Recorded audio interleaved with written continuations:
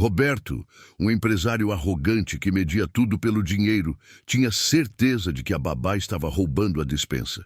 Ele voltou para a mansão às 11 horas da manhã, pronto para humilhá-la e chamar a polícia. Mas ao abrir a porta do quarto em silêncio, suas pernas tremeram. O que a humilde Ana fazia com os trigêmeos não era um crime. Era um milagre silencioso que revelaria o segredo mais doloroso do passado daquela família. E nada preparou Roberto para aquela visão. O motor do Porsche Cayenne rugiu ao ser desligado, mas o barulho dentro da cabeça de Roberto era muito mais alto. Eram exatas 10h45 da manhã de uma terça-feira cinzenta em São Paulo. Ele não deveria estar em casa. Deveria estar na Faria Lima, fechando a fusão que dobraria seu patrimônio. Mas uma ligação anônima mudara tudo. Sua empregada nova, a tal da Ana. Você precisa ver o que ela faz quando o senhor sai. Os meninos correm perigo. Roberto apertou o volante de couro até os nós dos dedos ficarem brancos. Seus trigêmeos, Lucas, Davi e Pedro, de apenas 4 anos, eram a única coisa que restara de puro em sua vida após o falecimento da esposa, Laura.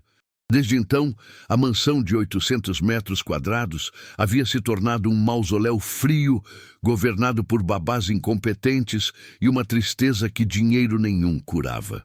Ele desceu do carro, batendo a porta com força.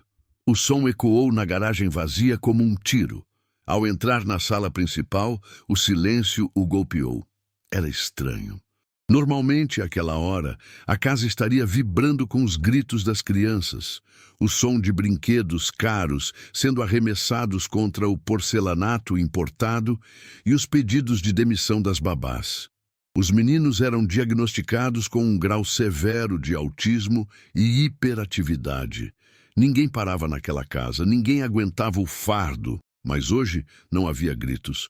Roberto sentiu um frio na espinha.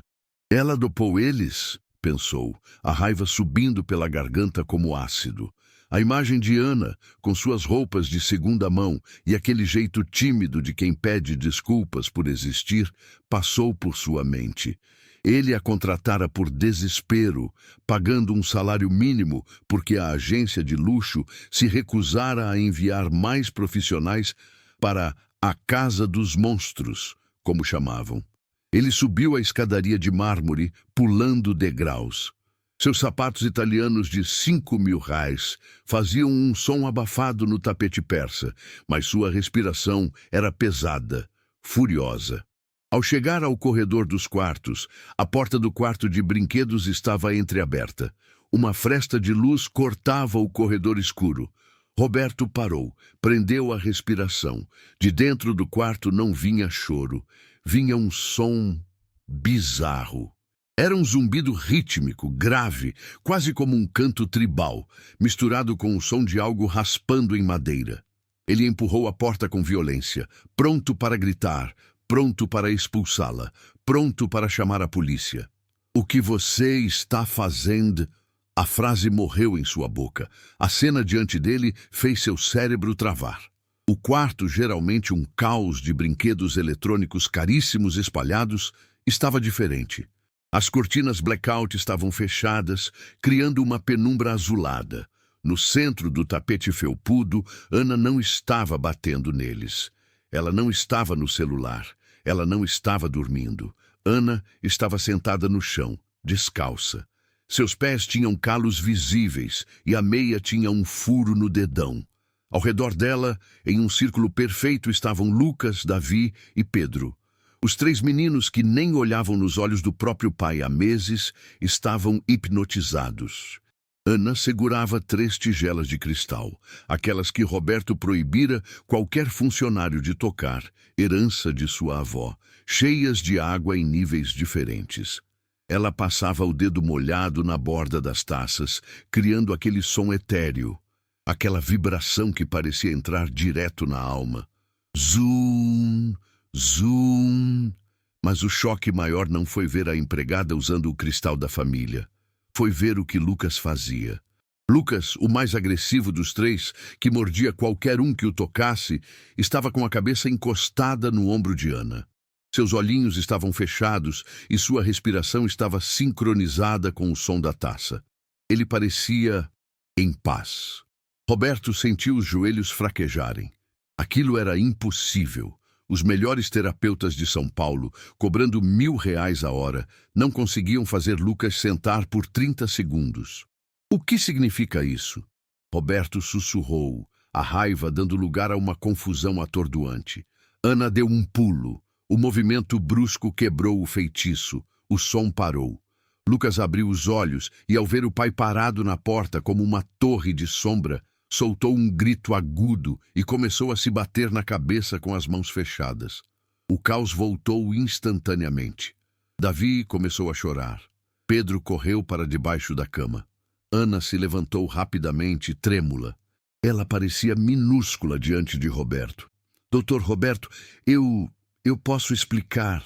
A voz dela era falha, humilde, carregada de um sotaque do interior que Roberto sempre desprezou secretamente. Explicar? A raiva de Roberto voltou, agora alimentada pelo susto e pela vergonha de ter atrapalhado o momento, embora ele não admitisse isso. Você pegou os cristais da minha avó? Você tem ideia de quanto isso custa? Eu te pago para limpar e cuidar, não para fazer macumba com meus filhos. Não é macumba, senhor, Ana disse, num impulso de coragem que surpreendeu até ela mesma. Ela deu um passo à frente, colocando-se entre Roberto e as crianças, como uma leoa protegendo filhotes, apesar de tremer como vara verde. É ressonância, física pura. O Lucas, ele sente o som na pele antes de ouvir no ouvido. Ele precisa da vibração para acalmar o sistema nervoso. Roberto riu, uma risada seca, sem humor. Física? Ele olhou para o uniforme desbotado dela, para as mãos calejadas de faxina. Você mal terminou o ensino fundamental, garota. Não venha me dar aula sobre o diagnóstico dos meus filhos. Os médicos disseram que eles precisam de disciplina, não de barulho de copo d'água. Os médicos estão errados sobre o Lucas, ela disparou. O silêncio que se seguiu foi pesado. Ninguém falava assim com Roberto Albuquerque. Como é que é? Ele avançou um passo. O cheiro de seu perfume importado invadiu o espaço simples de Ana. O Lucas não é agressivo, senhor. Ana falava rápido agora, atropelando as palavras, sabendo que provavelmente seria demitida nos próximos 30 segundos. Ele tem hipersensibilidade tátil. A etiqueta das roupas de marca que o senhor compra, elas cortam a pele dele como lixa. O tecido sintético queima. Ele bate na cabeça para tentar abafar a dor do barulho da rua, porque a janela desse quarto não tem isolamento acústico direito para a frequência que ele ouve. Roberto piscou. Ele olhou para Lucas, que ainda gemia no chão. A etiqueta da camisa polo do menino estava, de fato, vermelha no pescoço dele. E a senhora descobriu isso lavando o chão? Roberto perguntou, o tom de sarcasmo gotejando veneno. Ele não podia acreditar. Era humilhante demais pensar que ninguém tinha visto o que ele, o pai, não viu. Eu descobri isso observando, senhor. Ana baixou os olhos, a coragem se esvaindo. Desculpe, vou guardar os cristais. Pode descontar do meu pagamento. Ela se virou para recolher as taças. Foi nesse momento que a governanta, Dona Odete, entrou no quarto ofegante, atraída pelos gritos. Odete era uma mulher de 60 anos, impecável em seu uniforme engomado, que odiava Ana desde o primeiro dia. Seu Roberto! Graças a Deus o senhor chegou! Odete exclamou, cruzando os braços e lançando um olhar de triunfo para Ana. Eu avisei o senhor. Essa menina é abusada, pegando a prataria, mexendo nas coisas da dona Laura. Eu vi ela ontem mexendo no piano da sala, senhor, com essas mãos sujas. No piano? Roberto sentiu uma pontada no peito. O piano de cauda Steinway, na sala de estar, não era tocado desde o enterro de Laura. Era um santuário. Eu só estava limpando as teclas, Ana murmurou, mas Odete a cortou. Mentira! Eu ouvi barulho de música. Ela estava batucando no piano, uma falta de respeito com a memória da falecida. Odete inflava o peito, sentindo que tinha ganhado o jogo. Roberto olhou para Ana. A moça estava encolhida, segurando as taças de cristal contra o peito como se fossem escudos. Ela parecia uma criança prestes a levar uma surra. A diferença de poder ali era obscena, ele, o milionário, Odete, a autoridade da casa, e Ana, a base da pirâmide, a descartável. Saia, Odete, Roberto disse, sem olhar para a governanta. O quê? Eu vou fazer as malas dela agora mesmo. Eu disse para você sair, Odete. Quero falar com a Ana, sozinho. A voz dele foi baixa, mas tinha o peso de uma sentença judicial. Odete ficou roxa, engoliu em seco e saiu batendo os pés, lançando um último olhar de ódio para a jovem babá. Roberto voltou-se para Ana. O choro de Lucas havia diminuído para um soluço baixo. Você tocou o piano? Ele perguntou. Não, senhor. Eu não sei tocar. Ela respondeu rápido demais. Havia medo em sua voz, mas não era medo de ser demitida, era medo de ser descoberta. Roberto estreitou os olhos. Ele era um negociador. Sabia quando alguém estava mentindo. Havia algo na postura dela. A maneira como ela segurava as taças não era desajeitada, era técnica. A forma como ela falara sobre frequência e isolamento acústico não era vocabulário de quem parou na 4ª série. Prove, ele disse num desafio repentino. Como? Você disse que o problema do Lucas é sensorial, que a água acalma. Roberto apontou para o menino no chão. Faça ele parar de chorar. Agora, se você conseguir acalmar o Lucas em 2 minutos sem dar remédio, eu não te demito por pegar os cristais. Era um desafio cruel, um teste impossível. Lucas estava em crise plena. Normalmente levava 1 hora para ele se acalmar. Ana olhou para o relógio de parede. O tic-tac parecia um martelo. Ela olhou para Roberto, depois para Lucas. Ela não discutiu. Não pediu tempo. Ana simplesmente sentou-se no chão novamente. Ela ignorou Roberto completamente. Uma audácia que fez o empresário arquear a sobrancelha. Ela não usou as taças dessa vez. Ela começou a bater as palmas das mãos nas próprias coxas, num ritmo constante. Pá, pá, pá, pá, pá, pá. Depois começou a sussurrar. Não era uma música de ninar comum, era uma melodia complexa, cheia de variações tonais, mas cantada apenas com vogais. Oh, ah, Roberto observava, cético, de braços cruzados. Ridículo, pensou. 30 segundos se passaram. Lucas continuava soluçando. 1 minuto. O menino parou de bater as mãos. 1 minuto e meio. Lucas levantou a cabeça. Ele olhou para Ana. Ana mudou o tom. Ela fez uma nota aguda, límpida, perfeita. Uma afinação absoluta que fez os pelos do braço de Roberto se arrepiarem. Lucas engatinhou até ela. Ele não a mordeu. Ele colocou a mãozinha na garganta dela, sentindo a vibração das cordas vocais. E então, para choque absoluto de Roberto, o menino abriu a boca e tentou imitar o som. Ah! Saiu um som rouco da garganta da criança que não falava há 2 anos. O relógio marcou 2 minutos exatos. O quarto estava em silêncio, exceto pela conversa entre a babá e a criança. Roberto sentiu as pernas falharem de verdade dessa vez. Ele teve que se apoiar na batente da porta. Ele gastara fortunas em fonoaudiólogos, neurologistas, terapias com cavalos, terapias com golfinhos. E uma mulher com um uniforme de R$100, usando apenas a voz, tinha conseguido uma conexão que ele, o pai, nunca teve. Mas então, o olhar de Roberto caiu sobre a bolsa de Ana, que estava aberta num canto do quarto, provavelmente deixada lá na pressa, quando ele chegou. Dentro da bolsa velha e descascada, no meio de papéis de bala e um bilhete único, havia algo brilhando. Algo que não pertencia àquele mundo de pobreza. Era uma medalha dourada, pesada, com uma fita de veludo azul royal.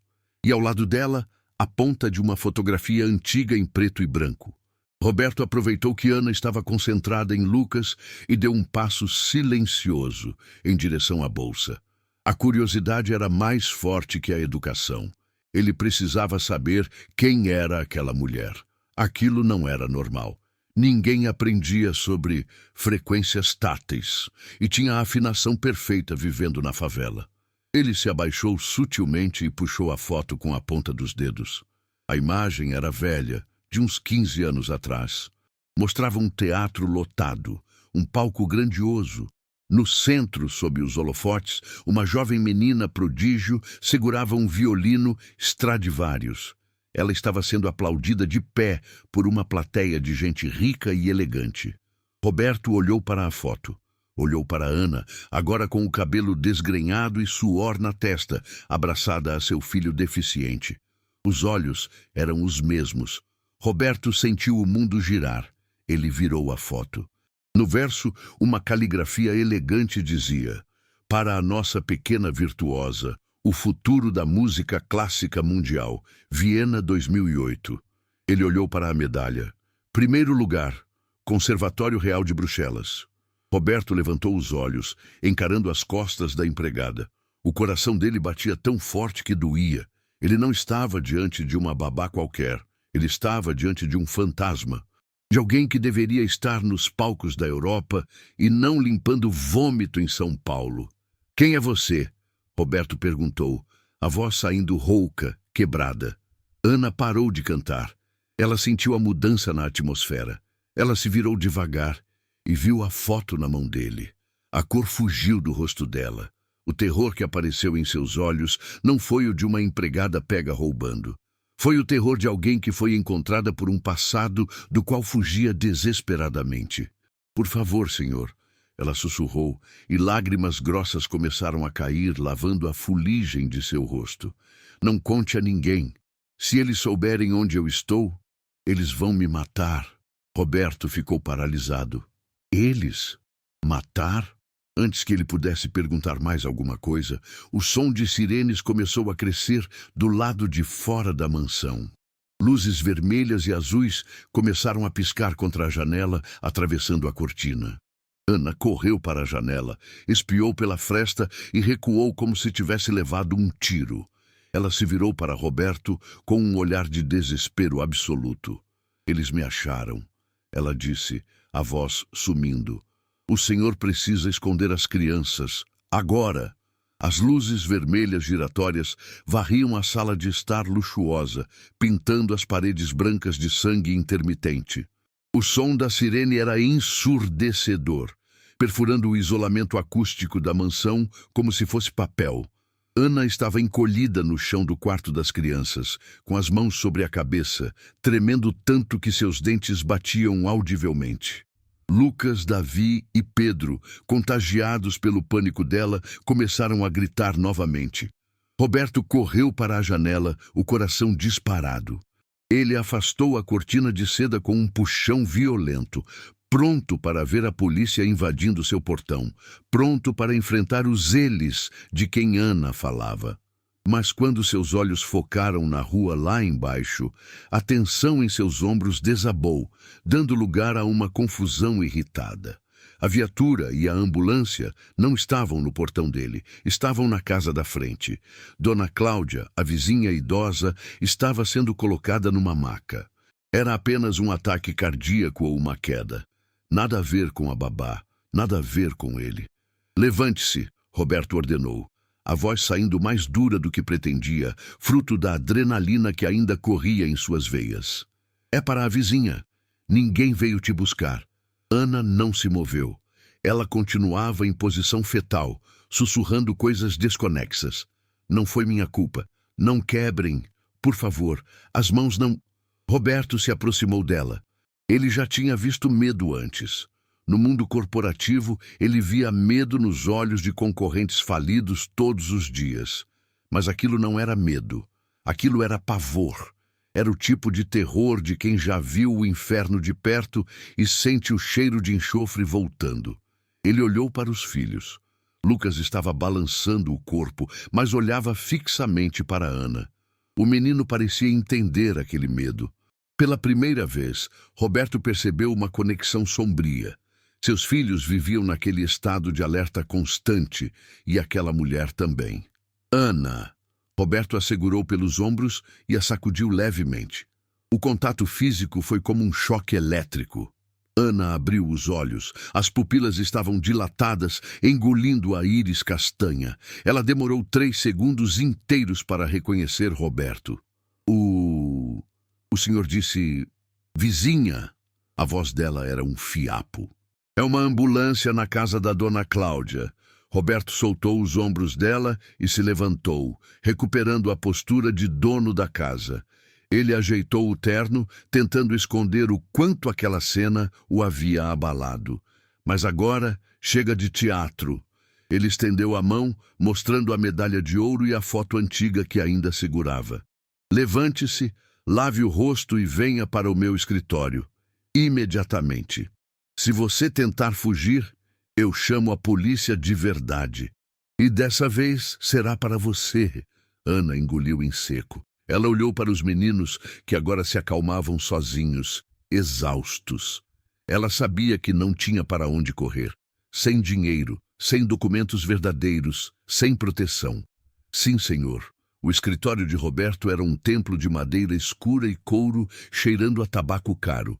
Um contraste brutal com a fragilidade de Ana, que entrou na sala 5 minutos depois. Ela havia lavado o rosto, mas os olhos vermelhos denunciavam o choro. Ela parecia ainda menor naquela cadeira de visitante imponente, feita para intimidar executivos. Roberto estava sentado atrás de sua mesa de vidro, digitando furiosamente em seu MacBook. Ele não olhou para ela quando ela entrou. Sente-se! Ele comandou sem parar de digitar. Ana obedeceu. O silêncio na sala era pesado, interrompido apenas pelo tec-tec-tec agressivo das teclas de Roberto. Seu nome verdadeiro, Roberto disse, parando de digitar e encarando-a. Não minta. Eu tenho a foto.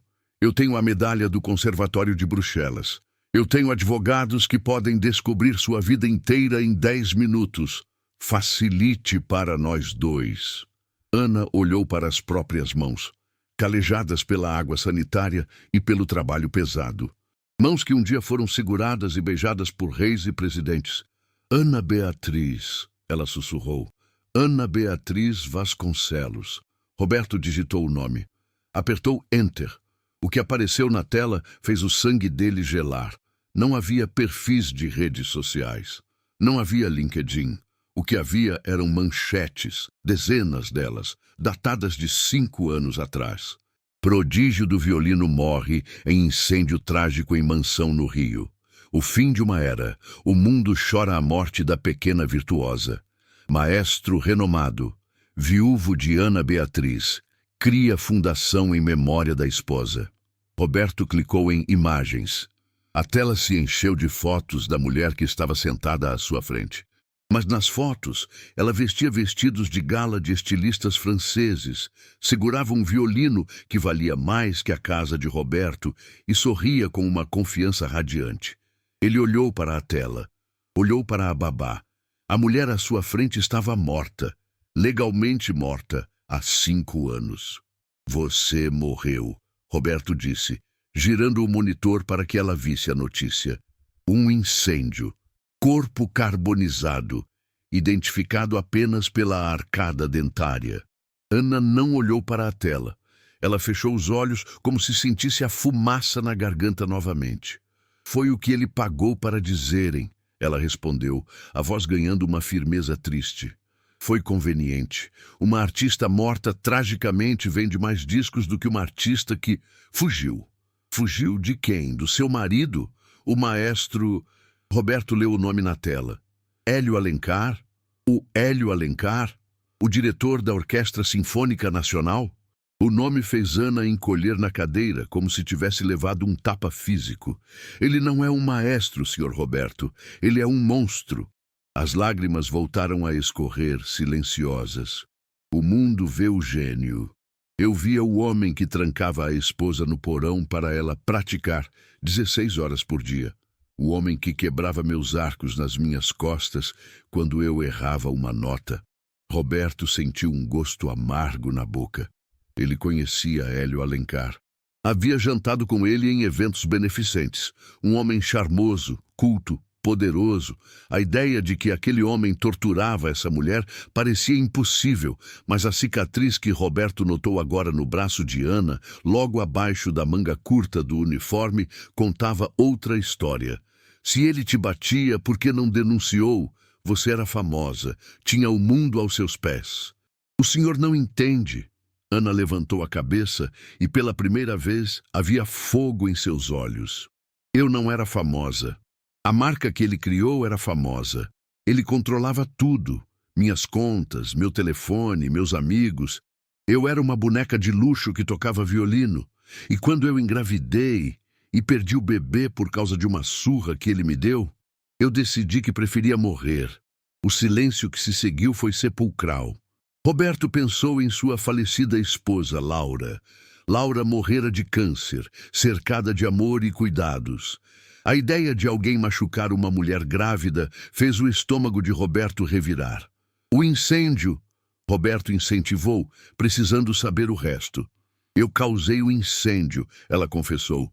Na casa de hóspedes, eu precisava que ele acreditasse que eu tinha morrido. Eu troquei minha arcada dentária no registro do dentista.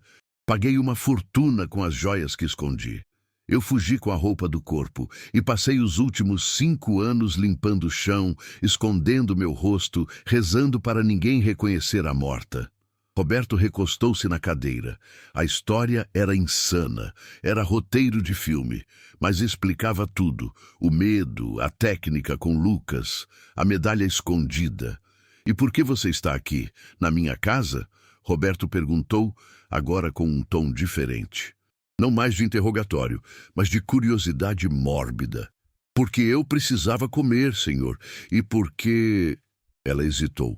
Porque quando eu vi o anúncio, 3 crianças difíceis, ninguém para na vaga. Eu senti que aqui eu estaria segura. Quem procuraria uma violinista de elite limpando bunda de criança autista? Era o disfarce perfeito, a invisibilidade perfeita. Roberto olhou para ela com novos olhos. A invisibilidade. Ele sabia o que era isso. Ele se sentia invisível em sua própria dor desde que Laura partiu, escondido atrás de sua montanha de dinheiro. Mas havia uma pergunta que ainda queimava. E o Lucas? O que você fez lá em cima? Aquilo não foi sorte. Ana suspirou, estendendo as mãos sobre a mesa. Pela primeira vez, Roberto olhou para os dedos dela com atenção clínica. Eles eram tortos. O mindinho da mão esquerda tinha uma angulação antinatural. Eu não toco mais, senhor Roberto, ela disse, acariciando o dedo deformado. Ele garantiu isso antes de eu fugir. Esmagou minha mão na porta do carro. Disse que se eu não fosse dele, não seria da música. A crueldade do relato fez Roberto fechar os punhos. Mas eu ainda ouço. Ela continuou, os olhos brilhando com uma intensidade febril. Eu tenho ouvido absoluto e sinestesia. Eu vejo sons como cores. O barulho de uma furadeira, para mim, é como agulhas vermelhas nos olhos. O choro do Lucas não é manha, é dor física. O mundo grita com ele o tempo todo. Eu sei como é, porque o mundo grita comigo também. Ela se inclinou para a frente, implorando. O senhor acha que ele é agressivo? Ele não é. Ele está apenas tentando se defender de um ataque sonoro que só ele e eu escutamos. Quando eu fiz aquele som com a água, eu criei uma bolha branca, um silêncio. Foi a primeira vez em anos que o cérebro dele descansou. Roberto ficou mudo. Todas as vezes que ele gritou com Lucas para parar de chorar. Todas as vezes que ele o chamou de pestinha. A culpa caiu sobre ele como uma bigorna. Ele, o homem de negócios brilhante, tinha sido cego para o sofrimento do próprio filho e precisou de uma mulher morta, uma fugitiva quebrada, para abrir seus olhos.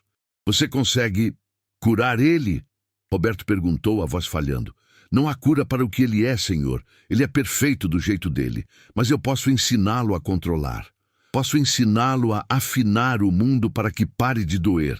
Eu posso dar a ele a voz que ele perdeu, uma promessa, não de cura mágica, mas de paz. Era tudo o que Roberto queria há 4 anos.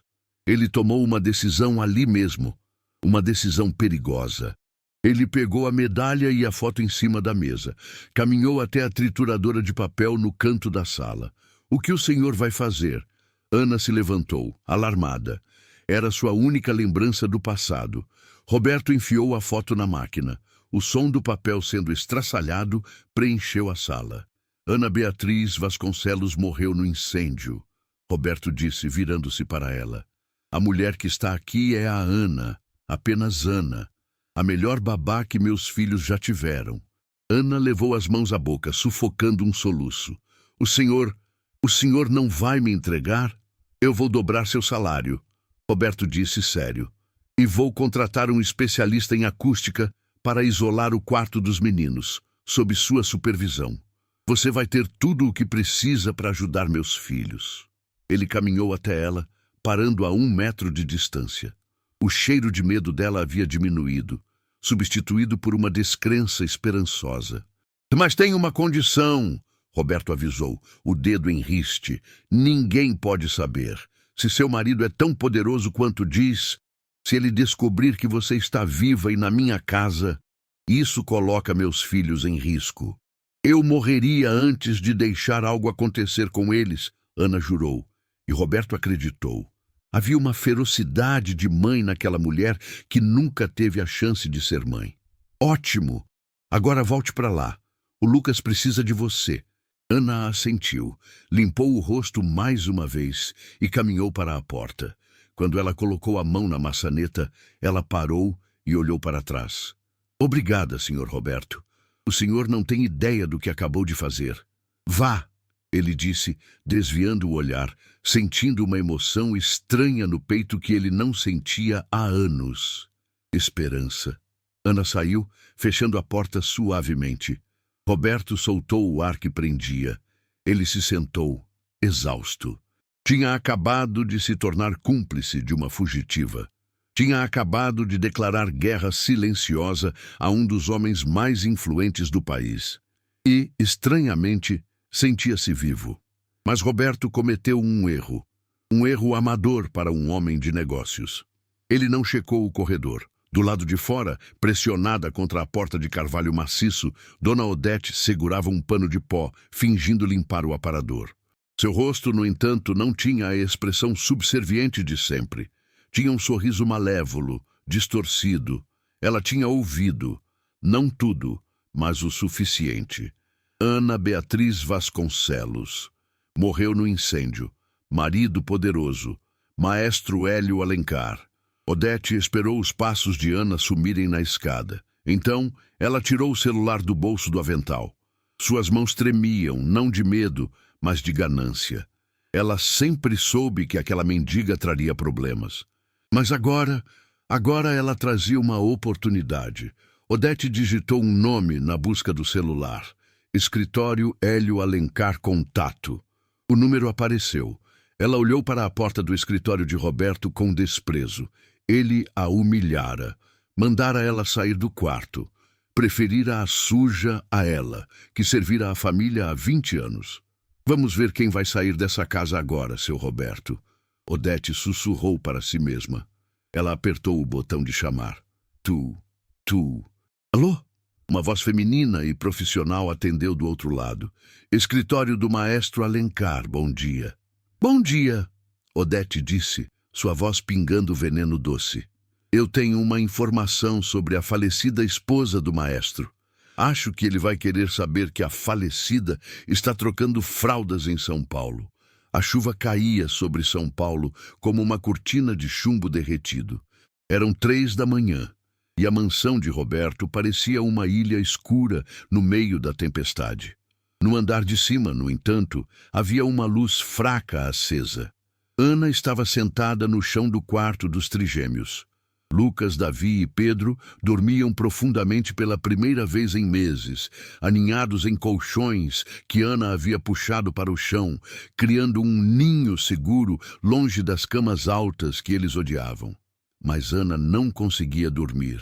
O trovão que retumbava lá fora não era apenas barulho climático, era o som do passado arrombando a porta da sua memória. Sempre que chovia assim, ela voltava para aquela noite. Ela fechou os olhos e, involuntariamente, a segurança do quarto luxuoso desapareceu. Ela não estava mais em São Paulo. Estava no Rio de Janeiro, na cobertura triplex, na Barra da Tijuca. Você errou o tempo no terceiro movimento, Ana. A voz de Hélio era calma. Assustadoramente calma. Ele estava sentado em sua poltrona de veludo, bebendo um conhaque que custava mais que o salário anual de um trabalhador comum. Ana, com 22 anos na época, estava em pé no centro da sala, segurando o violino Stradivarius de 1715. Seus pés sangravam dentro dos sapatos de salto alto que ele a obrigava a usar para ensaiar em casa. Desculpe, Hélio. Eu estou enjoada. A gravidez... Ela tentou argumentar, a mão protetora indo instintivamente para a barriga de 4 meses. O copo de cristal estilhaçou contra a parede atrás dela. Ana nem piscou. Ela já estava acostumada com as explosões. A gravidez não é desculpa para a mediocridade. Hélio levantou-se, sua figura alta e imponente projetando uma sombra sobre ela. Você acha que o público em Viena quer saber se você está com enjoo? Eles pagaram para ver a perfeição. E você, minha querida, é um investimento que está começando a dar prejuízo. Ele caminhou até ela. Ana sentiu o cheiro dele, sândalo e álcool, o cheiro do medo. Toque de novo, e se errar, você sabe o que acontece. Ana levantou o arco, suas mãos tremiam. O bebê chutou, uma pontada de dor aguda atravessou suas costas. O arco escorregou, produzindo um guincho horrível nas cordas. O silêncio que se seguiu foi pior que qualquer grito. Hélio suspirou, decepcionado. Venha cá! Não, Hélio, por favor. Ana recuou, batendo as costas no piano. Eu disse, venha cá! Ele a agarrou pelo pulso, não o pulso do arco, o pulso esquerdo, a mão que dedilhava as notas, a mão que valia milhões. Ele a arrastou até a porta da varanda. A chuva caía lá fora, igual a hoje. Você precisa aprender a valorizar o dom que eu te dei, Ana. Talvez, se doer um pouco, você se concentre mais. Ele colocou a mão dela no batente da porta de vidro blindado. Hélio, não! Pelo amor de Deus, o bebê! Ele sorriu. Um sorriso triste, como se aquilo doesse mais nele do que nela. Isso é para o seu bem, virtuosa. Ele bateu a porta. O som dos ossos estalando foi abafado pelo trovão. Mas o grito de Ana rasgou a noite. Não foi apenas a dor na mão. O choque, o trauma, a queda violenta no chão de mármore. Ela sentiu algo se romper dentro de seu ventre também.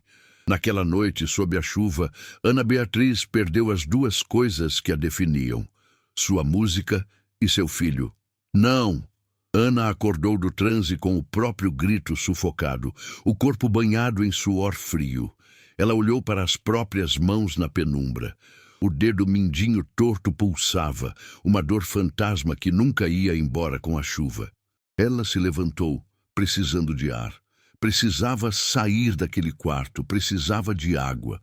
Ao abrir a porta do quarto, deu de cara com Roberto no corredor. Ele estava de pijama, segurando um copo de água. E parecia ter envelhecido 10 anos nas últimas horas. Você gritou, ele disse, a voz baixa para não acordar os meninos. Desculpe, foi um pesadelo. Ana baixou a cabeça, envergonhada. Eu vou descer para a cozinha. Ana. Roberto bloqueou o caminho suavemente. Ele olhou para o rosto dela, pálido e aterrorizado. Você não precisa mentir para mim. Eu vi sua ficha médica falsa na internet. Eu sei que Ana Beatriz foi internada 3 vezes por quedas acidentais antes de morrer. Ana encostou-se na parede, as pernas cedendo. A máscara estava caindo. Não havia mais a babá forte que controlava autistas. Havia apenas a menina quebrada. Ele quebrou minha mão na porta da varanda. Ela soltou, as palavras saindo como vômito, rápidas e dolorosas. Porque eu errei um tempo em Paganini. E quando eu caí, eu perdi o bebê. Roberto sentiu o estômago revirar. A crueldade era inimaginável. Ele, que daria a própria vida para ter sua esposa de volta, não conseguia processar que um homem machucasse a própria família por causa de música. Por que você ficou? Roberto perguntou. A pergunta que todos fazem, a pergunta injusta. Porque ele dizia que sem ele eu não era nada. Que eu era uma menina pobre do subúrbio que ele transformou em rainha. Ana olhou nos olhos de Roberto. E ele tinha razão.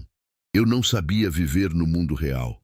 Eu não sabia pegar um ônibus, Roberto. Eu não sabia quanto custava 1 litro de leite. Eu era uma prisioneira num castelo de ouro. Roberto deu um passo à frente, diminuindo a distância entre eles. Você não é nada disso. A voz dele era firme, intensa. A mulher que eu vi hoje acalmando meu filho com uma tigela de água. Essa mulher é mais forte do que qualquer rainha que eu já conheci. Você sobreviveu, Ana. Você venceu. Ana olhou para ele e, pela primeira vez em 5 anos, não sentiu pena ou cobiça no olhar de um homem. Sentiu respeito. Eu não venci ainda, Roberto. Ela olhou para a janela escura, onde a chuva batia. Eu sinto que ele está perto. É como uma sombra. Sempre que estou começando a respirar, o ar fica rarefeito. Você está segura aqui, Roberto prometeu, tocando levemente no ombro dela. Eu tenho seguranças, tenho muros altos. Ninguém entra aqui sem minha permissão. Ana queria acreditar. Deus, como ela queria. Mas ela conhecia Hélio Alencar. Muros não paravam Hélio. Ele não usava força bruta para entrar. Ele usava influência, charme e advogados. Enquanto isso, no Rio de Janeiro, a profecia de Ana estava se cumprindo. O maestro Hélio Alencar não estava dormindo. Ele estava em seu estúdio, ouvindo uma gravação antiga.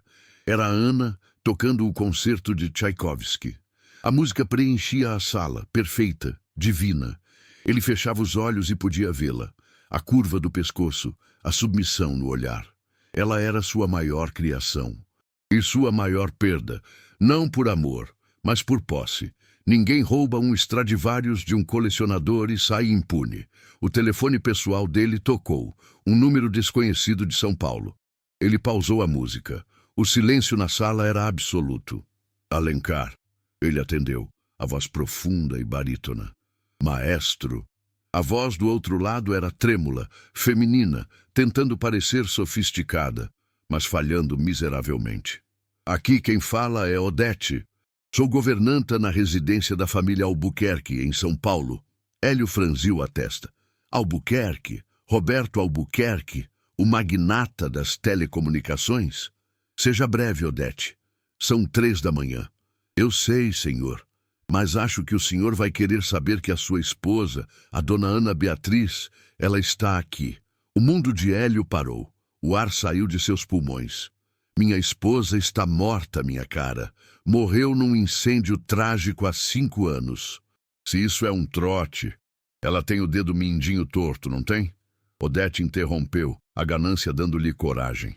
E uma cicatriz de queimadura no ombro esquerdo? E ela canta para os meninos autistas do patrão. Ela está se chamando apenas de Ana. Hélio se levantou lentamente da poltrona. O copo de conhaque em sua mão não tremeu. Continue. Ela está trabalhando de babá aqui. Uma vergonha, se o senhor quer saber. O patrão descobriu quem ela é hoje. Eles estão de conluio. Ele destruiu uma foto dela para protegê-la. Roberto Albuquerque sabe? A voz de Hélio ficou perigosamente baixa. Sabe, e disse que vai protegê-la do senhor. Hélio sorriu. Um sorriso que não chegou aos olhos. Odete, você é uma mulher de fé? Sou sim, senhor. Então reze, porque você acaba de ganhar na loteria. Eu vou transferir 100 mil reais para sua conta agora mesmo como adiantamento. Quero fotos, quero vídeos e quero que você deixe o portão de serviço destravado amanhã à noite. Amanhã? Odete engasgou. Amanhã. Tenho um concerto em São Paulo na semana que vem, mas sinto que preciso chegar mais cedo para um ensaio. Ele desligou o telefone. Hélio caminhou até a parede de vidro que dava para o mar do rio. Ele viu o reflexo de seu próprio rosto. Ele não via um monstro. Via um homem que estava prestes a recuperar sua propriedade. Ele pegou o celular novamente e discou para seu chefe de segurança, um ex-policial militar expulso da corporação por violência excessiva. Prepare o jato. Vamos para São Paulo. E Martins, leve a caixa. A caixa, senhor? O segurança perguntou confuso. Sim, a caixa do violino. Hélio acariciou o estojo vazio de veludo vermelho que ficava em cima do piano. Vamos trazer o passarinho de volta para a gaiola. O dia amanheceu cinza, mas sem chuva. Na mansão Albuquerque, o clima era de uma calmaria tensa. Ana desceu para a cozinha às 7 da manhã. Seus olhos estavam inchados, mas ela se moveu com determinação. Ela tinha um trabalho a fazer. Ao entrar na cozinha, encontrou Odete passando café. A governanta virou-se e sorriu. Não o sorriso de escárnio habitual, mas algo pior. Um sorriso cúmplice, doce demais. Bom dia, Ana. Fiz um bolinho de chuva para você. Sei que você deve estar cansada. Ana travou. Odete nunca lhe oferecera nem um copo d'água. Obrigada, dona Odete. Ana respondeu desconfiada, pegando apenas uma maçã. O seu Roberto já saiu. Foi para a empresa resolver uns problemas urgentes. Odete disse, limpando o balcão com um vigor desnecessário. Ela disse que volta só à noite. Estamos sozinhas com as crianças hoje. Um arrepio percorreu a espinha de Ana. Sozinhas, ela subiu rápido para o quarto dos meninos. Lucas estava acordado, balançando-se na cama. Bom dia, meu amor. Ana sussurrou, tentando manter a voz calma, embora seu coração estivesse batendo como um tambor. Ela começou a rotina. Banho morno, roupas sem etiqueta, café da manhã silencioso. Tudo corria bem, até às 20 da manhã. A campainha tocou. Não o interfone do portão principal, a campainha da porta da frente. Alguém já tinha passado pela portaria. Ana congelou com uma colher de mingau no ar. Eu atendo! A voz de Odete ecoou lá de baixo, alegre demais. Ana largou a colher. Ela correu para a porta do quarto e trancou-a. Lucas, Davi, Pedro, vamos brincar de esconde-esconde. Ela sussurrou, puxando-os para dentro do closet grande. Ninguém pode fazer barulho. É o jogo do silêncio. Ela entrou no closet com eles e fechou a porta, deixando apenas uma fresta. Lá embaixo, ouviu-se o som da porta pesada se abrindo. Pois não? A voz de Odete. Bom dia. Entrega para o senhor Roberto Albuquerque. Assinatura necessária. Ana soltou o ar. Era só uma entrega. Ela estava ficando paranoica. Mas então ouviu passos. Passos pesados. Não de um entregador. Eram passos de sapatos de sola de couro duro batendo no mármore. Toque, toque, toque. Eram os passos dele. Ela reconheceria aquele ritmo em qualquer lugar do mundo. O andamento, adágio da morte. Onde eles estão? A voz não era do entregador. Era a voz de veludo e lâminas de hélio. No quarto lá em cima, senhor. A porta à direita. Odete respondeu, prestativa. Ana sentiu o sangue drenar de seu corpo. Ela olhou para os 3 meninos no escuro do closet. Lucas começou a abrir a boca para fazer um som. Ana colocou a mão suavemente sobre a boca dele, lágrimas escorrendo pelo seu rosto em silêncio absoluto. Ela implorou com os olhos. Por favor, filho, por favor. Os passos começaram a subir a escada. Toque, toque, toque. A cada degrau, Ana revivia um trauma. O primeiro tapa. O dia em que ele queimou suas partituras. O dia da porta na mão. Os passos pararam no corredor. A maçaneta do quarto girou. Estava trancada. Silêncio. Ana. A voz de Hélio atravessou a madeira da porta. Doce e terrível. Eu sei que você está aí, meu amor. Eu trouxe seu violino. Lucas se agitou nos braços dela. A frequência da voz de Hélio era grave, perturbadora para ele. Abra a porta, Ana. Não me obrigue a derrubá-la. Você sabe que eu odeio fazer bagunça na casa dos outros. Ana olhou ao redor do closet. Não havia saída. Não havia telefone. Ela deixara no quarto. Ela estava encurralada com 3 crianças indefesas. Ela tomou uma decisão. Ela não deixaria ele tocar nas crianças. Nunca. Ela beijou a testa de Lucas, de Davi e de Pedro. Fiquem aqui. Não saiam por nada. Ela sussurrou no ouvido deles. Ana se levantou. Suas pernas tremiam, mas suas mãos não. Ela ajeitou o uniforme de babá. Ela não era mais a Ana Beatriz de Viena. Ela era a Ana da favela, a Ana que sobreviveu. Ela saiu do closet, caminhou até a porta do quarto, respirou fundo e destrancou a porta. Ao abrir, deu de cara com Hélio. Ele estava impecável num terno Armani cinza, sorrindo como se fosse um reencontro de amantes. Atrás dele, 2 homens enormes, armários de terno preto, bloqueavam o corredor. Olá, querida, Hélio disse abrindo os braços.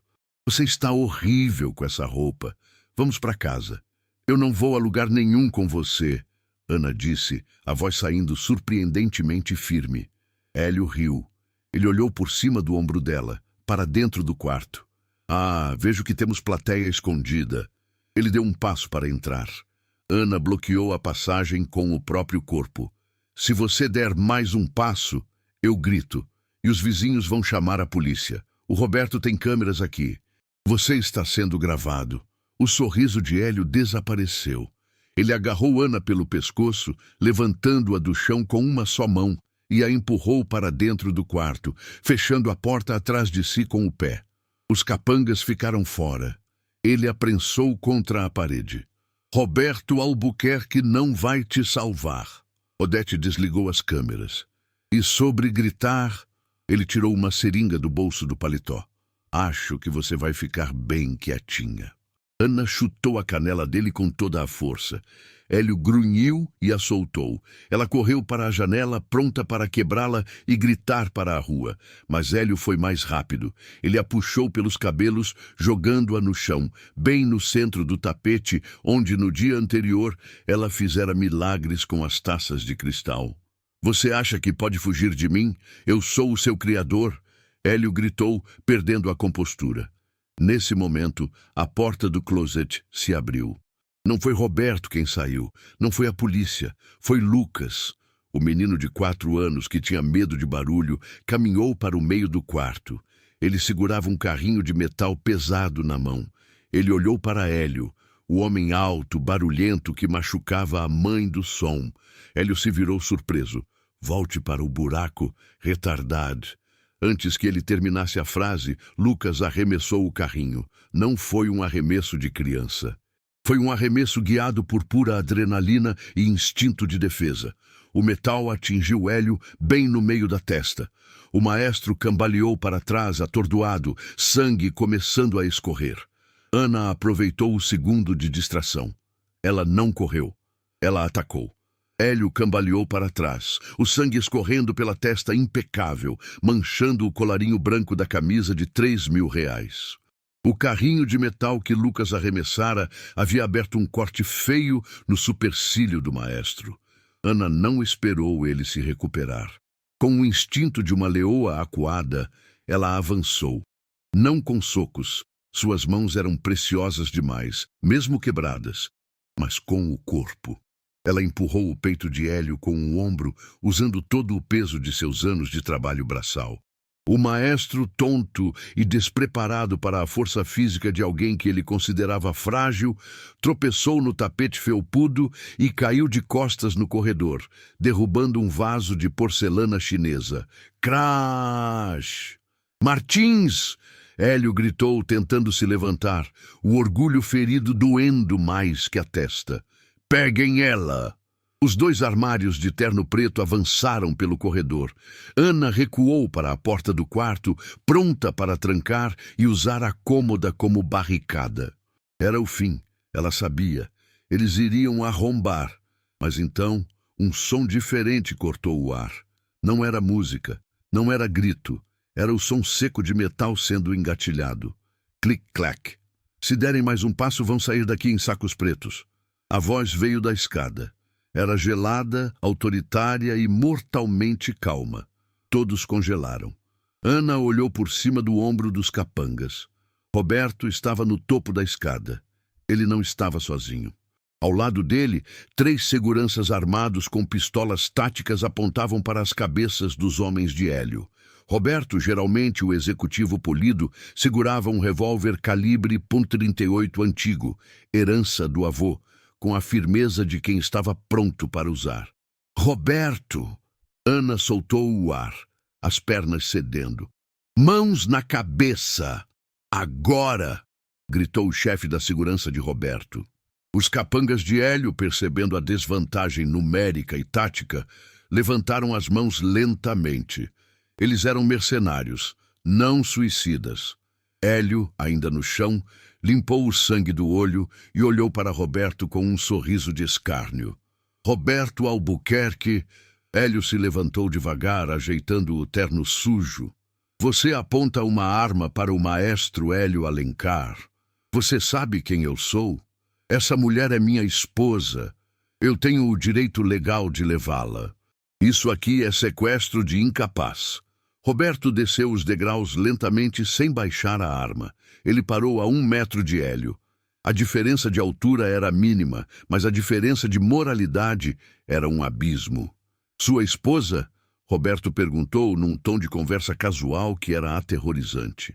Mas eu li nos jornais que a esposa do grande maestro morreu num incêndio há 5 anos. O senhor mesmo reconheceu o corpo. O senhor mesmo enterrou as cinzas. Assinou a certidão de óbito. Hélio travou. O sorriso vacilou. Se o senhor disser agora que ela está viva... Roberto deu um passo à frente, invadindo o espaço pessoal de Hélio. Então, o senhor cometeu fraude processual, falsidade ideológica e fraude de seguro, sem contar a ocultação de cadáver, já que enterrou alguém naquele caixão. Ana observava da porta, segurando Lucas contra o peito. Ela nunca tinha visto ninguém falar assim com Hélio. Ninguém nunca tinha encurralado o monstro. Você não entende, Hélio sibilou, baixando o tom para que apenas Roberto ouvisse. Ela é minha. Ela é uma Stradivarius. Você não deixa uma obra de arte na mão de um ignorante. Ela é uma mãe, Roberto retrucou com nojo. E ela é minha funcionária, e você invadiu minha propriedade. Roberto fez um sinal para seus seguranças. Tirem esse lixo da minha casa e levem a governanta junto. O quê? A voz de Odete surgiu da cozinha. Ela estava espiando, pálida. Eu vi as câmeras, Odete. Roberto disse, sem nem olhar para ela.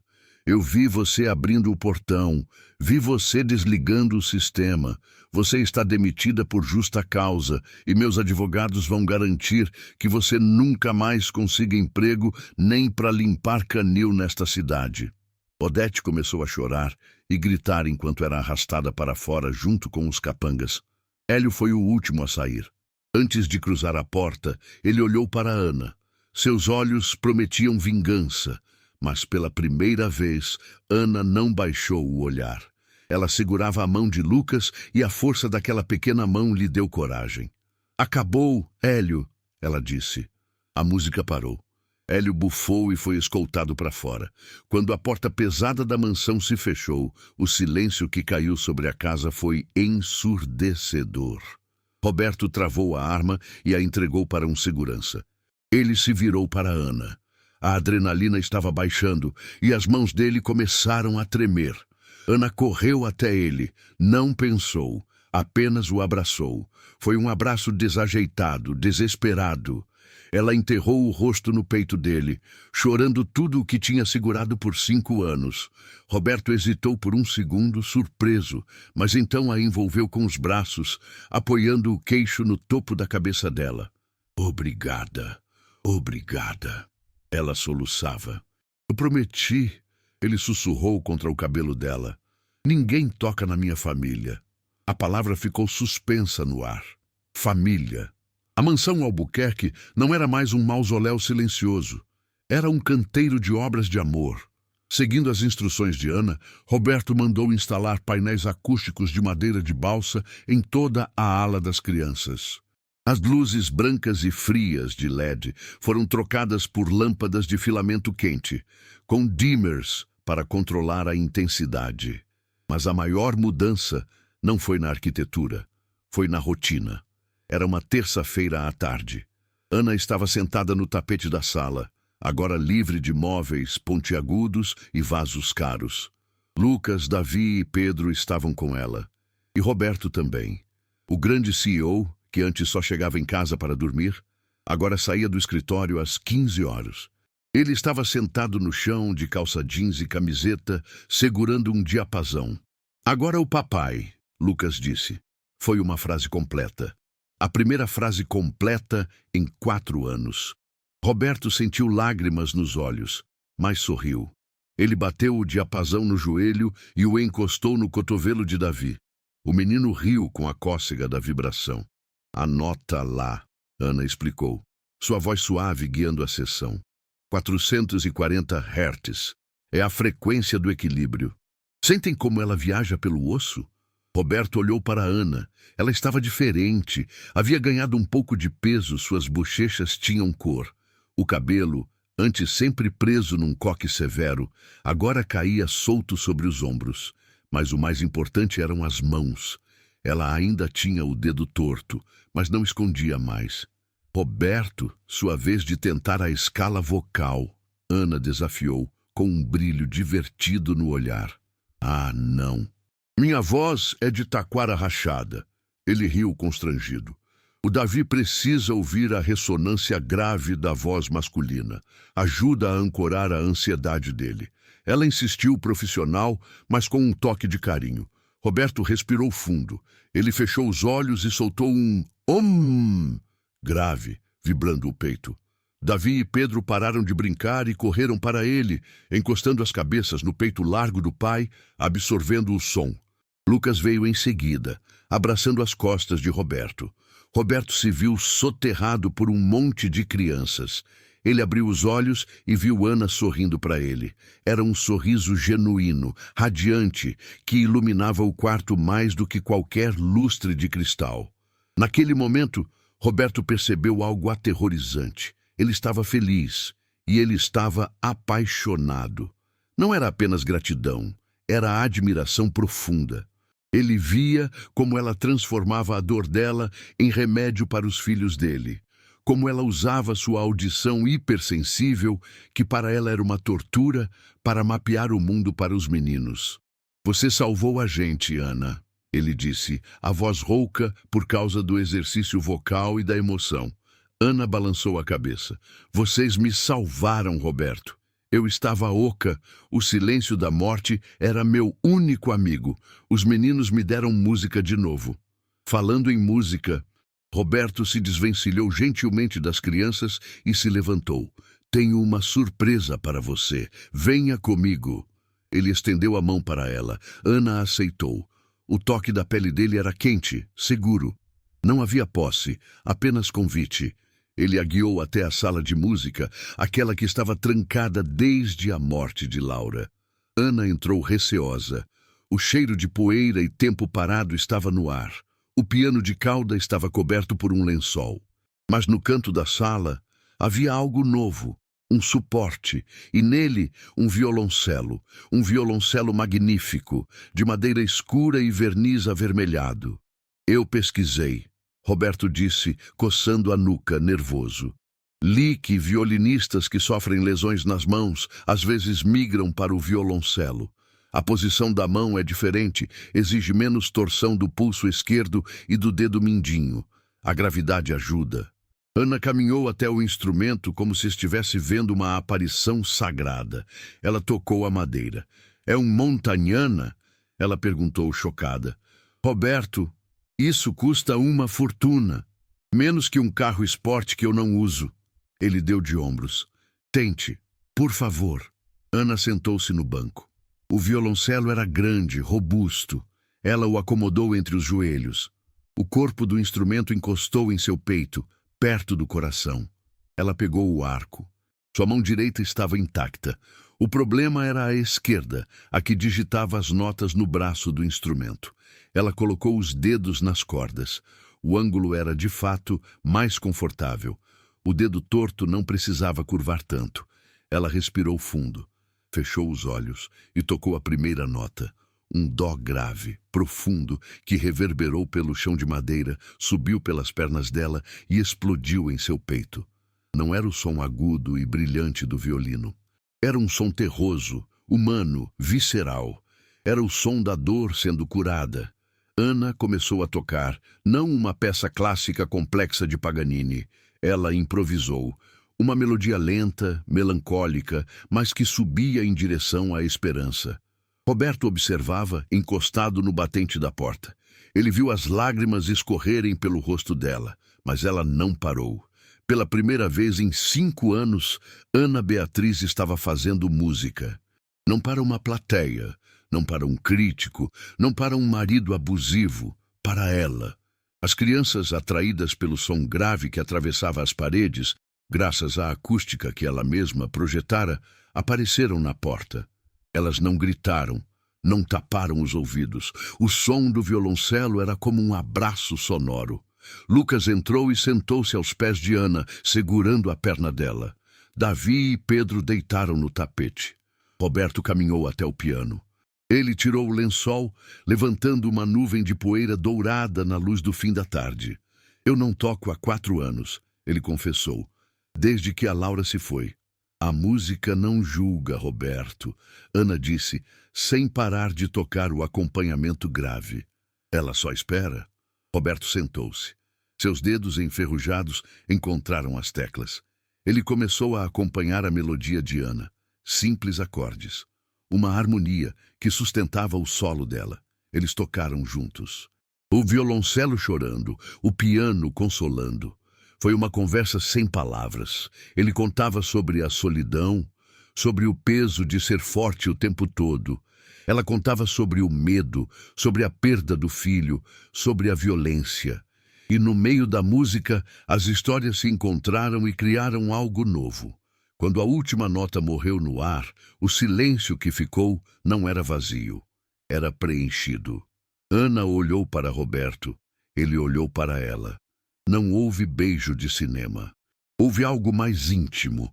Roberto esticou a mão sobre o piano e segurou a mão livre de Ana. Fique, ele pediu.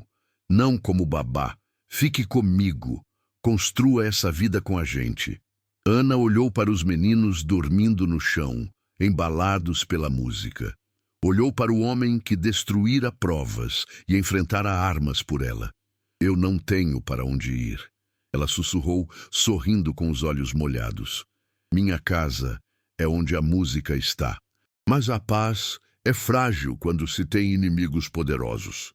Naquela noite, enquanto a casa dormia em harmonia, o celular de Roberto vibrou na mesa de cabeceira. Era uma notificação de seu advogado. Roberto, temos um problema. Hélio Alencar convocou uma coletiva de imprensa para amanhã de manhã. O tema é a farsa do século. Ele vai alegar que você sequestrou a esposa dele e a manteve em cativeiro sob efeito de drogas. Ele vai virar a narrativa. Se a mídia comprar isso, a polícia vai ter que agir. Roberto leu a mensagem na escuridão. O coração, que horas antes batia em compasso de amor, agora acelerava em ritmo de guerra. Hélio não ia desistir. Ele ia usar a única arma que tinha sobrado, a opinião pública. Roberto olhou para Ana dormindo no travesseiro ao lado. Ele insistira que ela não dormisse mais no quarto das crianças.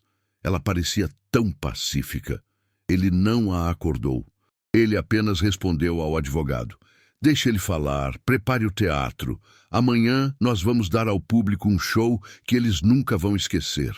O salão de convenções do Hotel Fasano estava lotado. Eram 9 horas da manhã e o ar-condicionado gelado não conseguia dissipar o calor humano de 200 jornalistas, fotógrafos e câmeras de TV ao vivo. No palco, sob os holofotes, o maestro Hélio Alencar interpretava o papel de sua vida. Ele vestia preto, a expressão de um viúvo em luto eterno, misturada com a indignação de um marido ultrajado. É com o coração em pedaços que venho a público, Hélio disse, a voz embargada, perfeitamente modulada para causar comoção. Minha esposa, Ana Beatriz, não morreu no incêndio. Ela surtou, teve um colapso psicótico e fugiu. Eu a procurei por anos em silêncio para preservar a dignidade dela. Os flashes explodiram como uma tempestade de raios. Hélio fez uma pausa dramática, secando uma lágrima inexistente. Mas ontem descobri que ela estava sendo mantida em cativeiro psicológico na casa do Sr. Roberto Albuquerque. Um bilionário que se aproveitou da fragilidade mental de uma artista para usá-la como empregada. Ele bateu na mesa fingindo revolta. Ela está drogada, confusa. Ele a convenceu de que eu sou um monstro. Eu exijo que a polícia a traga de volta para mim, para o tratamento que ela precisa. Um murmúrio de concordância percorreu o salão. A narrativa era perfeita. O marido herói versus o bilionário predador. Nas redes sociais, a hashtag Rigos Salvem Ana Beatriz já estava nos Trending Topics, com o público pedindo a prisão de Roberto.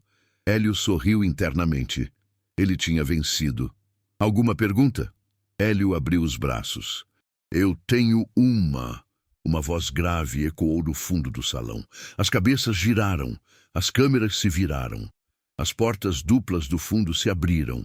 Roberto Albuquerque entrou. Ele não usava terno de executivo. Usava jeans e uma camisa branca simples. Ele não parecia um sequestrador. Parecia um homem livre. E ele não estava sozinho. Ao lado dele, empurrando uma cadeira de rodas onde estava sentado Lucas, vinha Ana. Ela não vestia trapos de babá, nem vestidos de gala de Viena. Ela usava um vestido azul claro, simples, e o cabelo solto. Ela empurrava a cadeira do filho de Roberto com uma mão e, na outra, carregava o estojo do violoncelo. O silêncio no salão foi absoluto. Era como se um fantasma tivesse entrado. O senhor disse que ela está drogada, maestro. Roberto caminhou pelo corredor central, abrindo caminho entre os repórteres atônitos. Disse que ela é mentalmente incapaz? Hélio empalideceu no palco. Aquilo não estava no script. Tirem ele daqui! Hélio gritou, perdendo a compostura suave. Ele a está coagindo. Vejam os olhos dela. Ana parou no meio do salão. Ela soltou a cadeira de rodas. Lucas, que antes gritava com o barulho de flashes, estava usando fones de cancelamento de ruído que Ana havia adaptado. Ele segurou a mão dela e apertou. Era o sinal. Estou bem. Vá. Ana subiu os degraus do palco. Ela parecia flutuar. O medo que a paralisara por 5 anos tinha desaparecido, queimado pela fogueira da proteção materna que ela sentia pelos meninos. Ela caminhou até o microfone. Hélio recuou como se ela fosse radioativa. Ana, meu amor, não faça isso. Ele sussurrou, o microfone captando a ameaça velada. Lembre-se das suas mãos. Lembre-se do que acontece quando você desobedece. Ana olhou para ele. Então, ela fez algo que chocou o mundo. Ela levantou a mão esquerda. As câmeras deram zoom. A imagem apareceu nos telões gigantes atrás deles.